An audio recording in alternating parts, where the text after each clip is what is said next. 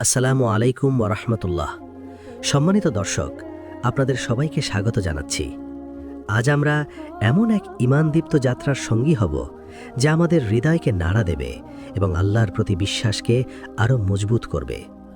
গল্পটি এক সাধারণ মানুষের, যার জীবনের প্রতিটি নিঃশ্বাসে জড়িয়েছিল বিসমিল্লাহর শক্তি এবং মহান রবের ওপর অবিচল ভরসা। চলুন শুরু করা যাক সেই অসাধারণ কাহিনী।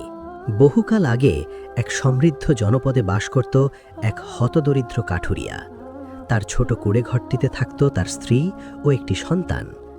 লোকটির জীবন ছিল কঠিন সংগ্রামে পরিপূর্ণ। প্রতিদিন তার দিনের শুরু হতো ভোরের আলো ফোটার সাথে সাথে, যখন পাখিরাও ঠিকমতো জাগে না। তার একমাত্র সম্বল ছিল একটি পুরনো, প্রায় ধারহীন কুড়াল। সেই কুড়াল কাঁধে নিয়ে সে পাড়ি দিত মাইলের পর মাইল পথ গভীর জঙ্গলের উদ্দেশ্যে।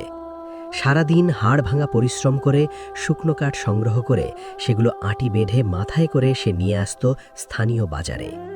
কাঠ বিক্রি করে দিন শেষে যা আয় হতো তা দিয়ে চাল ডাল কেনাটাই ছিল এক বিরাট চ্যালেঞ্জ। দারিদ্র্যের এই নির্মম কষাঘাত সত্ত্বেও সেই কাঠুরিয়ার চেহারায় কখনো হতাশার ছাপ পড়ত না। তার হৃদয় ছিল আল্লাহর প্রতি কৃতজ্ঞতায় পরিপূর্ণ। সে বিশ্বাস করত এই দুনিয়ার কষ্ট ক্ষণস্থায়ী এবং আল্লাহ তার বান্দাদের পরীক্ষা করেন। তার সবচেয়ে বড় অভ্যাস, বা বলা ভালো সবচেয়ে বড় শক্তি ছিল যে কোনো কাজ শুরুর আগে ভক্তি ভরে বিসমিল্লাহির রহমানির রহিম বলা। ঘর থেকে বের হওয়ার সময়, জঙ্গলে প্রবেশের সময়, এমনকি কুড়াল দিয়ে গাছের ডালে প্রথম আঘাত হানার আগেও তার ঠোঁটে থাকত পরম করুণাময়ের নাম বিসমিল্লাহ। এই পবিত্র বাক্যটিই ছিল তার সকল সাহসের উৎস। তার স্ত্রী ছিল একজন মমতাময়ী নারী, কিন্তু সংসারের অভাব অনটন মাঝে মাঝে তার ধৈর্যের বাঁধ ভেঙে দিত। সে প্রায়ই অশ্রুসিক্ত নয়নে স্বামীকে বলতো, আমরা এত ইবাদাত করি, আল্লাহর নাম নিই, তবুও আমাদের এই দুর্দশা কেন কাটে না? দেখুন, আশপাশের কত মানুষ কোনো পরোয়া না করেও কত সুখে শান্তিতে আছে। কাঠুরিয়া তখন স্ত্রীর কাঁধে হাত রেখে কোমল স্বরে বলতো, ভেঙে পড়ো না আমার প্রিয় স্ত্রী, আল্লাহ আমাদের দেখছেন। তিনি তার বান্দাদের সাধ্যের বাইরে বোঝা চাপিয়ে দেন না। হয়তো আমাদের ধৈর্যের পরীক্ষা নিচ্ছেন। তুমি শুধু ভরসা রাখো সেই মহান সত্তার ওপর, যিনি পাথরের ভেতরে থাকা পোকাকেও আহার যোগান। দেখবে একদিন তিনিই আমাদের জন্য এমন ব্যবস্থা করবেন যা আমরা কল্পনাও করতে পারিনি। একদিন সকালের দৃশ্য ছিল আরও করুণ। গত রাত থেকে ঘরে এক মুঠো খাবারও ছিল না। ছোট বাচ্চাটি খিদে পেয়েছে মা বলে কান্না জুড়ে দিয়েছে। স্ত্রীর চোখ বেয়ে অঝরে অশ্রু পড়ছিল। এই দৃশ্য দেখে কাঠুরিয়ার বুকটা ফেটে যাচ্ছিল।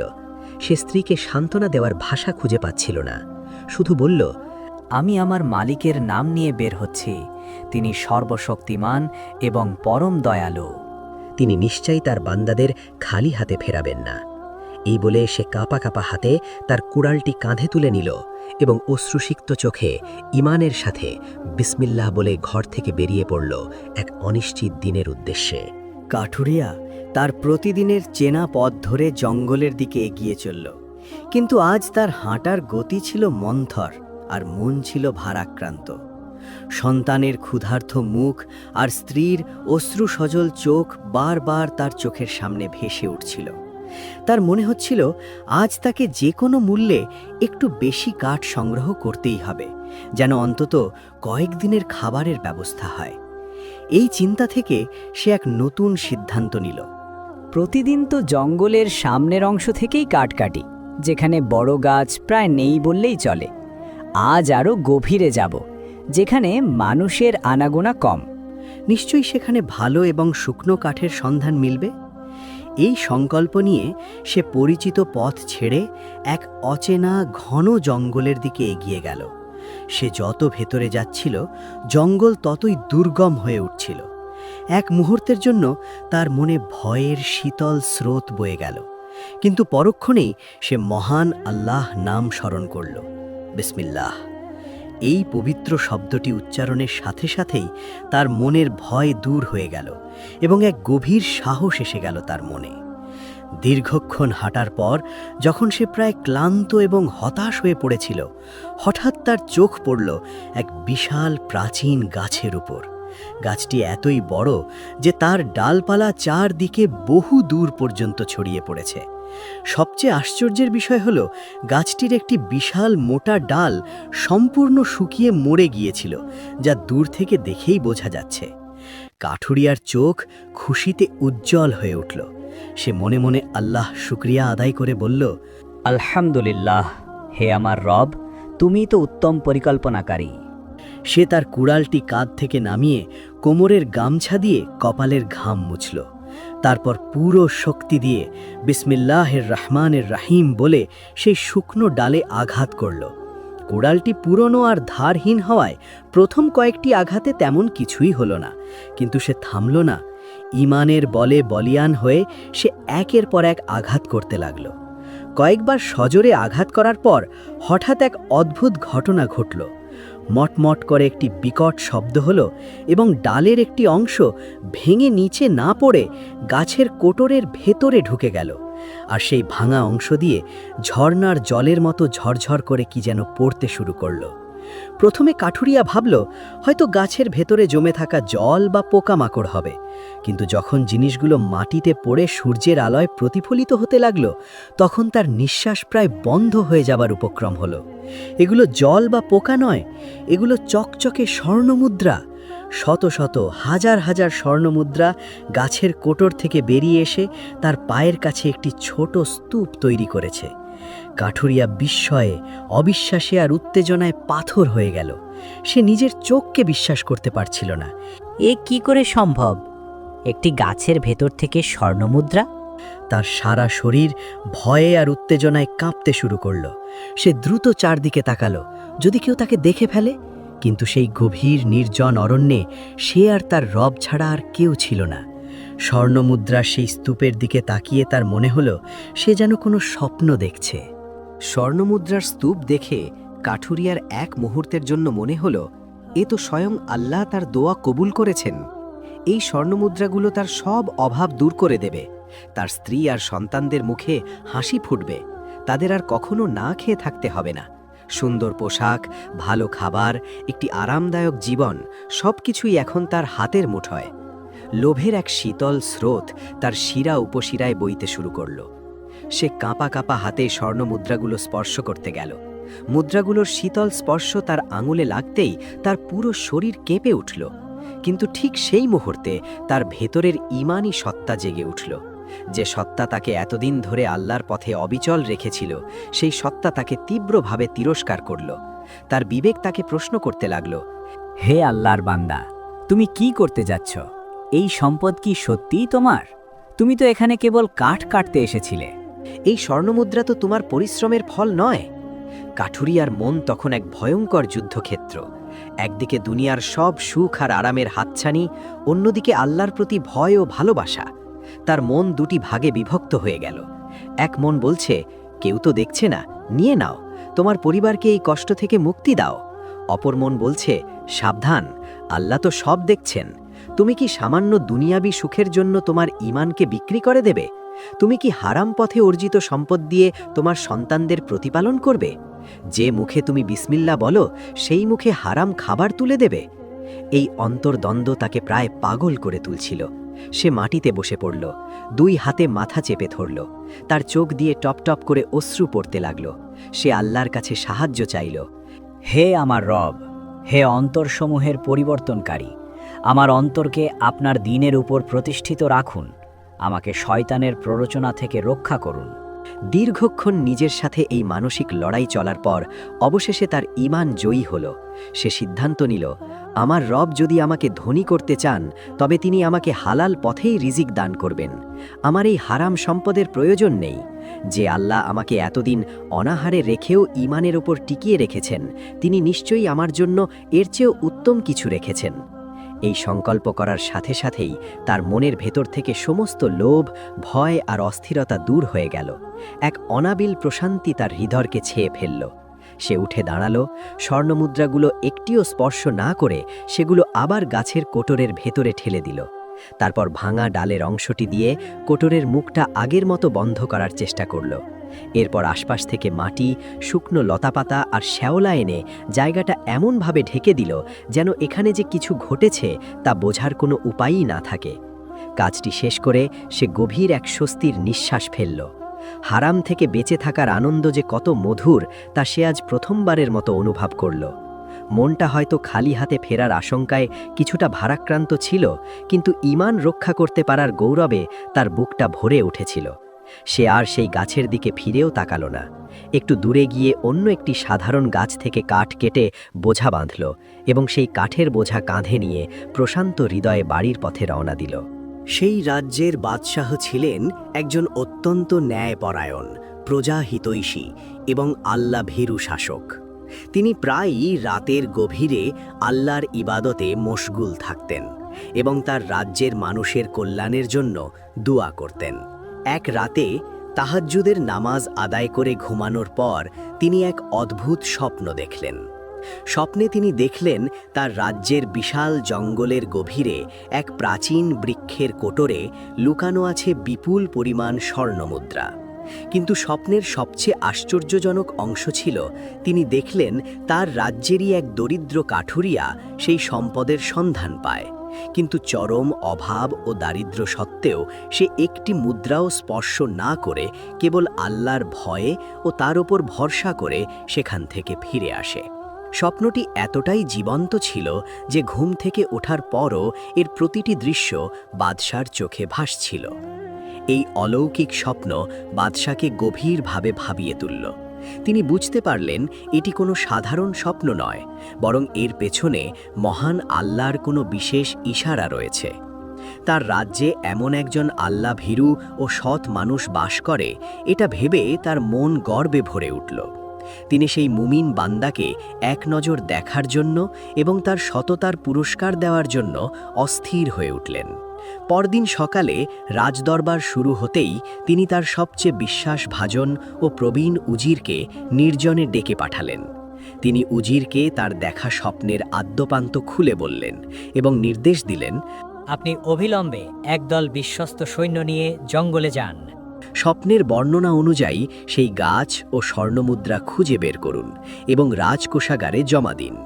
আর সবচেয়ে গুরুত্বপূর্ণ কাজ হল সেই সৎ কাঠুরিয়াকে খুঁজে বের করে সম্মানসহ আমার দরবারে হাজির করুন। আমি নিজ হাতে তাকে পুরস্কৃত করতে চাই। কিন্তু বাদশাহ জানতেন না তার এই বিশ্বাসভাজন উজিরের অন্তরে বাসা বেঁধেছিল লোভ এবং কপটতার বিষ। বাদশার মুখে বিপুল পরিমাণ স্বর্ণমুদ্রার কথা শুনে তার চোখ লোভে চকচক করে উঠল। সে মনে মনে এক ভয়ঙ্কর পরিকল্পনা আঁটিল। এই বিপুল সম্পদ যদি আমি নিজে হস্তগত করতে পারি, তবে আমার 7 পুরুষ আরামে কাটিয়ে দিতে পারবে। বাদশাকে ধোঁকা দেওয়ার এমন সুযোগ আর পাওয়া যাবে না। সে বাদশার সামনে অত্যন্ত বিশ্বস্ততার ভান করে বলল, জাহাপনা, আপনার হুকুম শিরোধার্য, আপনি কোনো চিন্তা করবেন না। আমি নিজে গিয়ে সমস্ত সম্পদ উদ্ধার করে আনব এবং সেই ভাগ্যবান কাঠুরিয়াকেও আপনার সামনে হাজির করব। আপনার মতো একজন ন্যায়পরায়ণ শাসকের রাজ্যেই এমন সৎ মানুষ থাকা সম্ভব। এই বলে উজির একদল সৈন্য নিয়ে জঙ্গলের দিকে রওনা দিল। বাদশার দেওয়া নিখুঁত বর্ণনা অনুসরণ করে তার সেই প্রাচীন গাছটি খুঁজে পেতে মোটেও কষ্ট হল না। সে সৈন্যদের কিছুটা দূরে দাঁড় করিয়ে রেখে নিজে গাছের কাছে গেল এবং লতাপাতা সরাতেই স্বর্ণমুদ্রা দেখতে পেল। স্বর্ণের সেই অকল্পনীয় দ্যুতি দেখে তার শ্বাস প্রশ্বাস দ্রুত হয়ে গেল। তার লোভী অন্তর আর কোনো বাঁধ মানল না। সে দ্রুত চারদিকে তাকিয়ে নিশ্চিত হল যে সৈন্যরা তাকে দেখছে না। তারপর সে অতি সন্তর্পণে স্বর্ণমুদ্রাগুলো বের করে নিজের আলখাল্লার নিচে লুকিয়ে ফেলল এবং আগে থেকে আনা একটি থলে, যা সে নুড়ি পাথরে ভর্তি করে এনেছিল, সেটি গাছের কোটরে রেখে দিল।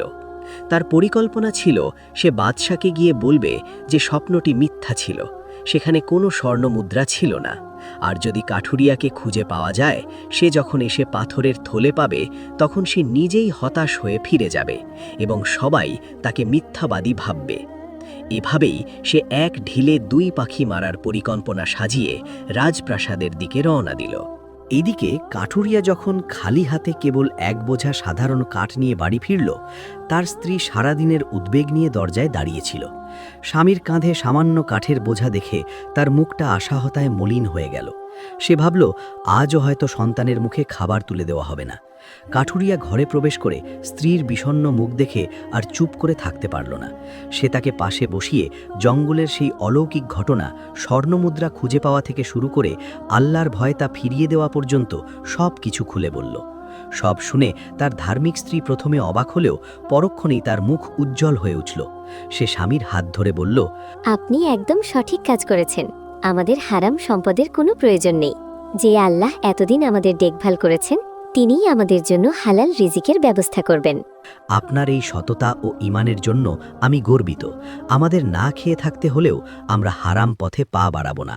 এই কথায় কাঠুরিয়ার মন থেকে শেষ দ্বিধাটুকুও দূর হয়ে গেল এবং সে এক গভীর প্রশান্তি অনুভব করল। পরদিন সকালে পূর্বের রাতের অনাহার সত্ত্বেও কাঠুরিয়ার মনে কোনো আফসোস বা হতাশা ছিল না। সে আগের মতোই আল্লাহর ওপর পূর্ণ আস্থা রেখে তার কুড়ালটি কাঁধে তুলে নিল। ঘর থেকে বের হওয়ার সময় সে স্ত্রীকে বলল, আজ আমি আবার সেই গাছের কাছেই যাব। স্বর্ণমুদ্রাগুলো সরিয়ে রেখে শুধু শুকনো ডালটা কেটে নিয়ে আসব। ওটা দিয়ে অনেক দিনের জ্বালানির ব্যবস্থা হয়ে যাবে। এই বলে সে ভক্তিভরে বিসমিল্লাহ বলে জঙ্গলের পথে রওনা দিল। গভীর জঙ্গলে সেই পরিচিত গাছটির কাছে পৌঁছে সে দেখল সব কিছু আগের মতোই আছে। সে আল্লাহর নাম নিয়ে গাছের কোটরে হাত ঢুকিয়ে দিল, যাতে স্বর্ণমুদ্রাগুলো সরিয়ে রেখে কাঠ কাটা শুরু করতে পারে। কিন্তু কোটরে হাত দিতেই সে অবাক হলো। মুদ্রাগুলো আর ছড়িয়ে ছিটিয়ে নেই, বরং একটি ভারী থলের মধ্যে ভরা রয়েছে। সে ভাবল, হয়তো গতকাল তাড়াহুড়োয় আমি খেয়াল করিনি। সে কোনো কিছু না ভেবেই ভারী থলেটি কাঁধে তুলে নিল এবং ভাবল, এই হারাম সম্পদের বোঝা আমি বইতে পারব না, একে দূরে কোথাও ফেলে দিয়ে আসব। এই ভেবে সে থলেটি কাঁধে নিয়েই অন্য একটি গাছ থেকে কাঠ কেটে বাড়ির দিকে রওনা দিল। ক্লান্ত পরিশ্রান্ত অবস্থায় বাড়ি ফিরে সে উঠানের এক কোনায় কাঠের বোঝাটি নামিয়ে রাখল। তারপর কাঁধ থেকে সেই ভারী থলেটি নামিয়ে স্ত্রীকে ডেকে বলল, দেখো, শয়তান আবারও আমাকে পরীক্ষায় ফেলেছিল। এই সেই শূন্যের থলে। চলো এটাকে এমন কোথাও ফেলে দিয়ে আসি যেন আর কখনো চোখের সামনে না পড়ে। তার স্ত্রী কৌতূহলবশত থলের মুখটা খুলল, কিন্তু ভেতরে উকি দিয়েই সে বিস্ময়ে চিৎকার করে উঠল। কাঠুরিয়া ছুটে এসে দেখল থলেটি স্বর্ণে নয়, বরং চকচকে মসৃণ সব পাথরের নুড়িতে ভর্তি। স্ত্রীর চোখে মুখে রাজ্যের হতাশা। সে কান্না জড়িত কণ্ঠে বলল, এই কি, এর জন্য আপনি এত কষ্ট করে বোঝা বয়ে আনলেন? আমাদের ভাগ্যটাই হয়তো এমন পাথরের মতো কঠিন। কিন্তু কাঠুরিয়া এই ঘটনায় বিন্দুমাত্র হতাশ হল না, বরং তার মুখে ফুটে উঠল এক নির্মল হাসি। সে আকাশপানে তাকিয়ে বলল, আলহামদুলিল্লাহ, নিশ্চয়ই আমার আল্লাহ যা করেন ভালোর জন্যই করেন। তিনি হয়তো চাননি আমরা হারাম স্বর্ণের মালিক হই, তাই তিনি সেগুলোকে পাথরে পরিণত করেছেন। তাতে কি, এই পাথরগুলো আমাদের কাজে লাগবে। এগুলো দিয়ে অন্তত ঘরের ভাঙা চুলাটা তো মেরামত করা যাবে। আল্লাহর সিদ্ধান্তের প্রতি তার এই নিঃস্বার্থ কৃতজ্ঞতা ও সন্তুষ্টি দেখে তার স্ত্রীর মনও শান্ত হলো। সে বুঝল তার স্বামী সত্যি আল্লাহর এক প্রিয় বান্দা। ঠিক সেই মুহূর্তে যখন তারা সেই পাথরগুলো নিয়েই সন্তুষ্ট ছিল, তাদের কুঁড়ে ঘরের দরজায় একদল রাজকীয় সৈন্য এসে দাঁড়ালো। প্রধান সৈন্য কাঠুরিয়াকে দেখে বলল, আপনাকে মহামান্য বাদশাহ স্মরণ করেছেন। এখনই আমাদের সাথে রাজদরবারে যেতে হবে। এই অপ্রত্যাশিত আহ্বানে কাঠুরিয়া ও তার স্ত্রী ভয় পেয়ে গেল। তারা বুঝতে পারছিল না তাদের মতো গরিবকে বাদশাহ কেন তলব করেছেন। কাঠুরিয়া ভয়ে ভয়ে সৈন্যদের সাথে রাজপ্রাসাদের দিকে রওনা দিল, আর তার হৃদয় কেবল আল্লাহর নামই জপছিল। ভয়ে ভয়ে কাঠুরিয়া রাজদরবারে প্রবেশ করল। বিশাল সুসজ্জিত দরবার, মন্ত্রী ও পারিষদবর্গের উপস্থিতি দেখে তার মতো একজন সাধারণ মানুষের গলা শুকিয়ে গেল। তাকে সরাসরি বাদশাহর সামনে হাজির করা হলো।